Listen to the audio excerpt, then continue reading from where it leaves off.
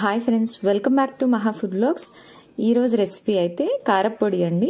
దీనైతే మనము టిఫిన్స్ లో తిన్నా, అలాగే దోశ మీద మనం ఎగ్ దోశ వేసుకున్నప్పుడు వాటి మీద చల్లుకున్నా, అలాగే రైస్ లో కాస్త నెయ్యి అలాగే ఈ కారం యాడ్ చేసుకుని తిన్నా టేస్ట్ అయితే చాలా బాగుంటుంది.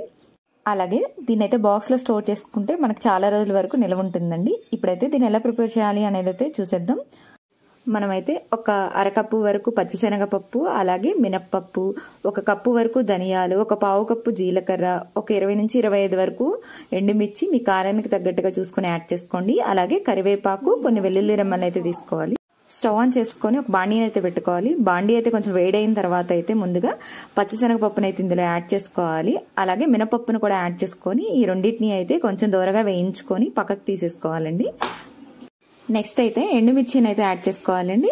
ఒక 20 నుంచి 25 వరకు ఎండుమిర్చిని అయితే తీసుకున్నామండి. మీరైతే చూసుకొని మీ కారానికి తగ్గట్టుగా యాడ్ చేసుకోండి. మరి కారంగా ఉండే ఎండుమిర్చి అయితే కాస్త తక్కువ తీసుకుంటే సరిపోతుంది. ఇప్పుడైతే ఇందులో ఒక స్పూన్ వరకు ఆయిల్ని అయితే యాడ్ చేసుకోవాలండి. ఆయిల్ని యాడ్ చేసుకొని ఈ ఎండుమిర్చిని కూడా మనం అయితే వేయించుకొని పక్కకైతే తీసేసుకోవాలి. మనం వేయించుకున్న పచ్చిశనగపప్పు, అలాగే పొట్టు మినపప్పు, ఈ ఎండుమిర్చిని కూడా పక్కకైతే ఒక ప్లేట్లోకి అయితే తీసేసుకున్నామండి. నెక్స్ట్ అయితే ఈ బాండీలో కప్పు వరకు ధనియాలను అయితే పక్కకు ఉంచుకున్నాక ధనియాలను అయితే యాడ్ చేసుకోవాలండి. ధనియాలను కూడా కొంచెం గోల్డెన్ కలర్ వచ్చే వరకు అయితే వేయించుకోవాలి. ధనియాలు అయితే వేగిన తర్వాత అయితే అందులోనే జీలకర్రను కూడా యాడ్ చేసుకోవాలండి. ఈ రెండింటిని కలుపుకొని వేయించుకొని వీటిని కూడా పక్కకైతే తీసేసుకోవాలండి. మేమైతే ఆల్రెడీ కడిగి నీట్గా క్లీన్ చేసుకొని ఎండబెట్టుకున్న కరివేపాకుని అయితే తీసుకున్నామండి. అందుకని జస్ట్ ఈ వేడి మీద ఈ కరివేపాకునైతే ఒక 2 నిమిషాలు అలా కలుపుకుంటే సరిపోతుందండి. ఒకవేళ పచ్చి కరివేపాకుని అయితే తీసుకుంటే కనుక కొంచెం ఆయిల్ యాడ్ చేసుకుని వాటిని కూడా వేయించుకోవాలండి.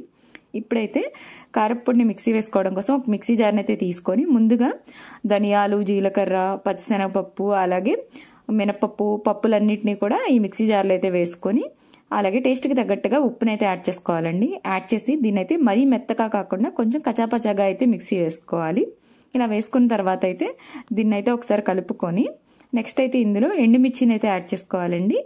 ఎండుమిర్చిని కూడా యాడ్ చేసేసుకొని కరివేపాకు, అలాగే ఒక 20 వరకు వెల్లుల్లి రెమ్మల్ని అయితే ఇందులో యాడ్ చేసుకొని దీన్నైతే ఫైన్ పౌడర్ లాగా అయితే మిక్సీ వేసుకోవాలండి. ఇలా మిక్సీ వేసుకున్న తర్వాత అయితే ఇందులోని కొంచెం కారప్పొడిని అయితే పక్కకు తీసుకోవాలండి.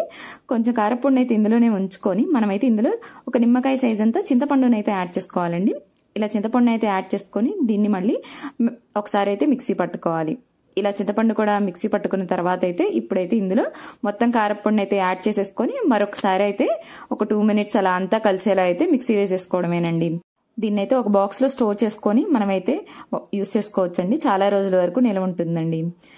ఇలాంటి మరిన్ని వీడియోస్ కోసం please like, share and subscribe to Maha food vlogs. Thank you for watching.